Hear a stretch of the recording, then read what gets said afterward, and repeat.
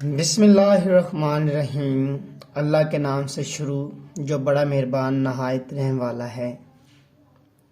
मैं हूं आपका केमिस्ट्री टीचर अजमत फारूक। आज हमारा टॉपिक है लिक्विड क्रिस्टल। आइए इसको डिस्कस करते हैं।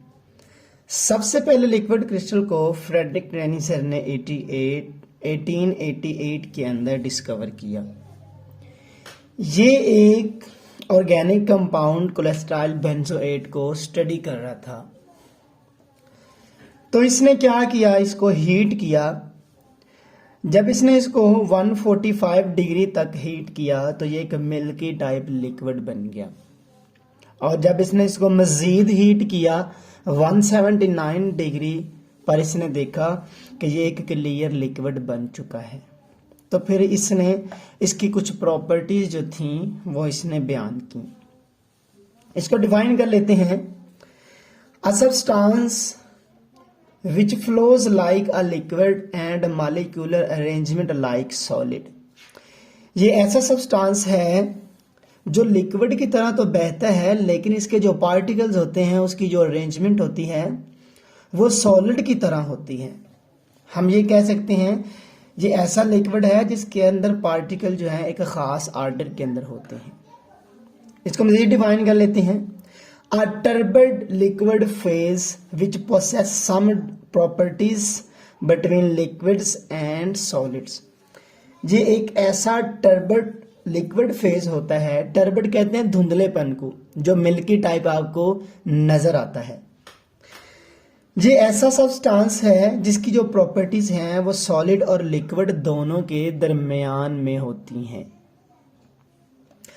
इसके एग्जांपल्स में कोलेस्ट्रॉल बेंजोएट है, बाइफिनाइल है, सोप सॉल्यूशन है। इसके अलावा मैनी प्रोटीन्स हैं और सेल मेम्ब्रेन वगैरह जो हैं ये लिक्विड क्रिस्टल ही होते हैं। आगे इसको मजीद एक्सप्लेन कर लेते हैं। लिक्विड क्रिस्टल जो है ये दो टेम्परेचर के दरमियान में एग्जिस्ट करता है।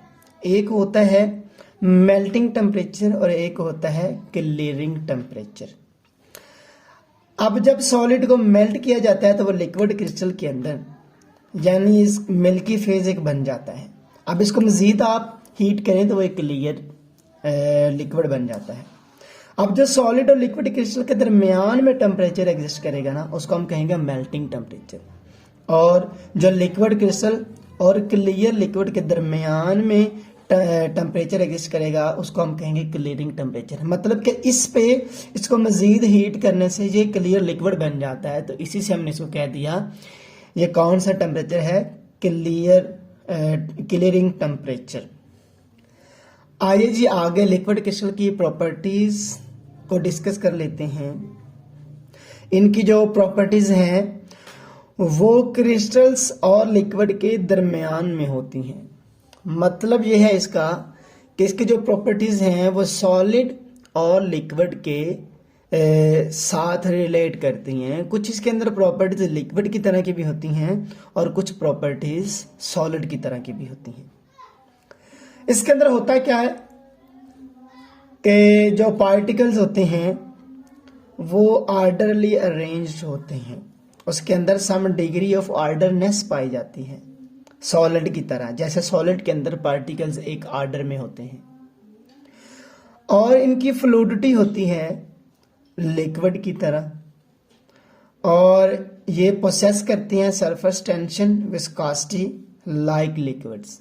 यानी लिक्विड की तरह इनकी विस्कोसिटी भी होती है और सरफेस टेंशन भी होती है। और इनकी ऑप्टिकल प्रॉपर्टीज भी होती हैं सॉलिड की तरह। मतलब ऑप्टिकल प्रॉपर्टी से मुराद ये है कि ये लाइट को क्या करती हैं, रिफ्लेक्ट करती हैं।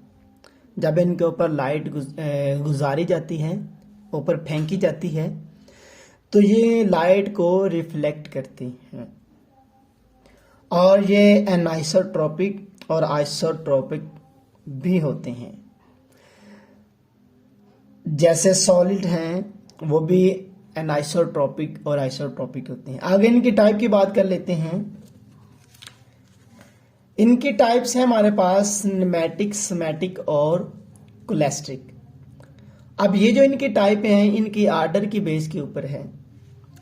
अब पहले हमारे पास है न्यूमेटिक।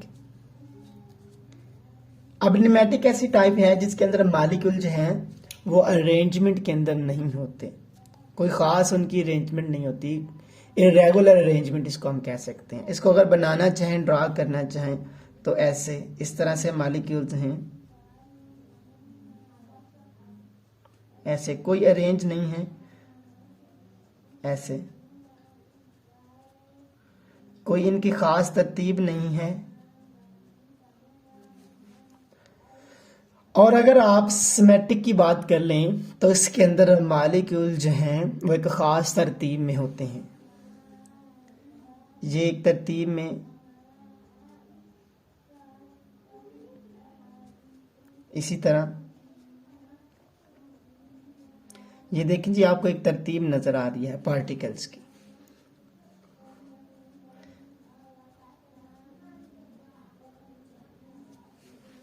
इसी तरह अगर आप क्लस्टर की बात कर लें तो इसके अंदर मालिक्यूल एक खास अरेंजमेंट के अंदर होते हैं, लेकिन ये अरेंज होकर लेयर्स बनाते हैं। ये लेयर्स पैरेलल भी होती हैं और परपेंडिकुलर भी। फॉर एग्जांपल एक ये लेयर है, ऐसे एक इस तरह से लेयर होगी, पैरेलल इसकी होगी, परपेंडिकुलर होगी, तो इसको हम ऐसे बना सकते हैं।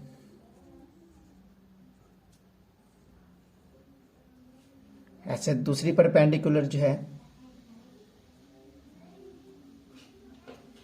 ऐसे बना सकते हैं।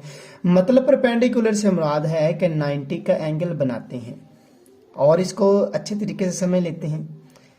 फॉर एग्जांपल एक ये लेयर है, परपेंडिकुलर होगी तो हम ऐसे ड्रा कर सकते हैं इसको,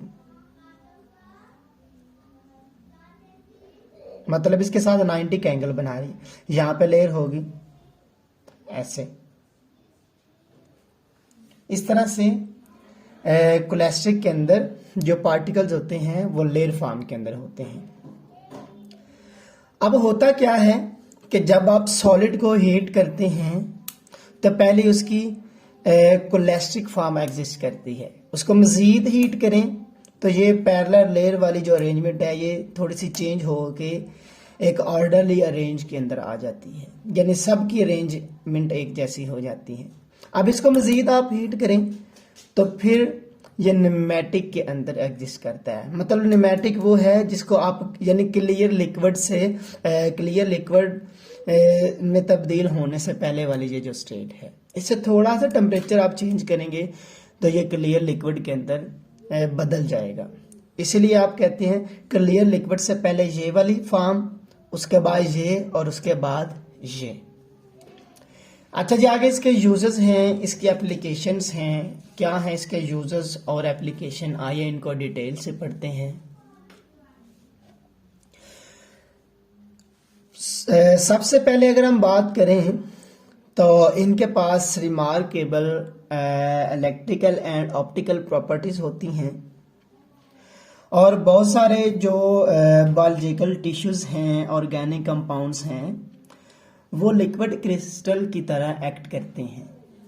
हमारे पास बहुत सारे टिश्यूज हैं, हमारी बॉडी के अंदर भी हैं, सेल मेम्ब्रेन है।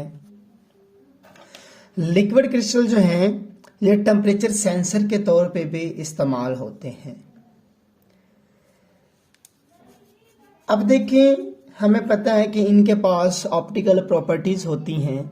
ये क्या कर सकते हैं, लाइट को डिफ्रैक्ट और रिफ्लेक्ट भी कर सकते हैं।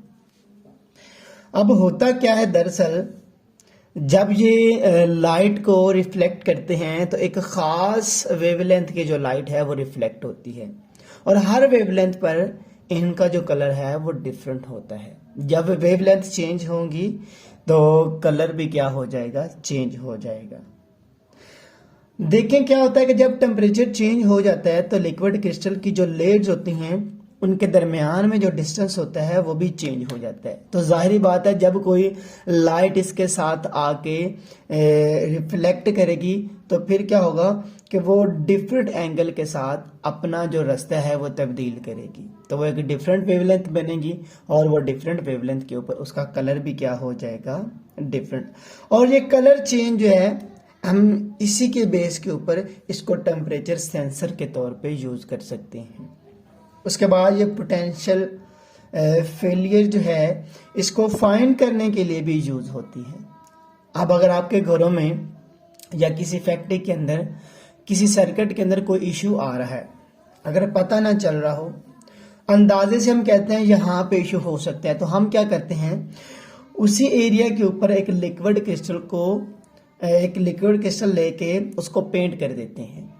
पेंट करते हैं तो टेम्परेचर की बेस के ऊपर ये अपना कलर जो है वो चेंज करता है, और कलर चेंज की बेस के ऊपर हम डिटेक्ट कर लेते हैं कि यहाँ पे फेलियर है और उसको हम सॉल्व कर लेते हैं। और इसको रूम थर्मामीटर के तौर पे भी यूज़ किया जाता है रूम का टेम्परेचर चेक करने के लिए। तो जैसे जैसे टेम्परेचर चेंज होता है तो ये जो लिक्विड क्रिस्टल जो है अपना कलर चेंज करते हैं, तो कलर की बेस के ऊपर हम इसको रूम थर्मामीटर के तौर पे इस्तेमाल करते हैं। उसके बाद मेडिकल डायग्नोसिस के अंदर भी ये इस्तेमाल होते हैं, बड़ा वसी इनका यूज़ है। मेडिकल डायग्नोसिस के अंदर अगर कोई ट्यूमर है उसको आपने डिटेक्ट करना है। अब याद रहे कि जो ट्यूमर्स और वेन्स इस तरह के जो हिस्से हैं बॉडी के वो बहुत ज़्यादा हॉट होते हैं, तो क्या किया जाता है कि इनके ऊपर लिक्विड क्रिस्टल की एक पेस्ट की जाती है। अब बॉडी की निस्बत जहाँ पे ट्यूमर्स वगैरह होते हैं वहाँ पे उनका जो लिक्विड क्रिस्टल होता है उसका कलर चेंज होता है दूसरी बॉडी से, और इस तरह आप क्या कर लेते हैं कलर की बेस पे डिटेक्ट करते हैं। उसके बाद स्किन थर्मोग्राफी के अंदर भी इसको यूज करते हैं। वही हमने बात करनी है, अगर आपके वेन्स आर्टरीज या आपको कोई इन्फेक्शन है या वेन्स आर्टरीज में कोई ब्लॉकेज हो गई है, तो आप क्या करते हैं उस एरिया पे या पूरे जिस्म के ऊपर आप क्या करते हैं लिक्विड क्रिस्टल को पेंट कर देते हैं। तो आपका जो जिस्म है वो क्या करेगा, डिफरेंट कलर शो करेगा, क्योंकि आपके जिस्म के ऊपर लिक्विड क्रिस्टल है। तो कलर की बेस के ऊपर आप क्या कर लेंगे, डिटेक्ट कर लेंगे कहाँ पे जो वेन्स आर्टरीज हैं वहाँ पे ब्लॉकेज है। और ये जो आपके पास आजकल आपको नज़र आ रहे हैं, आपकी वॉच हैं, कंप्यूटर्स हैं, टीवी डिस्प्लेज हैं, उसके बाद सीलोस्कोप्स हैं। अब उनके जो डिस्प्लेज हैं, उनकी जो एलसीडीज हैं, उनके अंदर वो जो एलसीडीज हैं दरअसल वो लिक्विड क्रिस्टल की ही बनी हुई हैं। अब देखिए ना नाम से जाहिर है एलसीडी, इससे मुराद है लिक्विड क्रिस्टल डिस्प्ले। और क्रोमेटोग्राफी के अंदर इसको एज अ सॉल्वेंट भी यूज किया जाता है क्रोमेटोग्राफिक सेपरेशन के अंदर।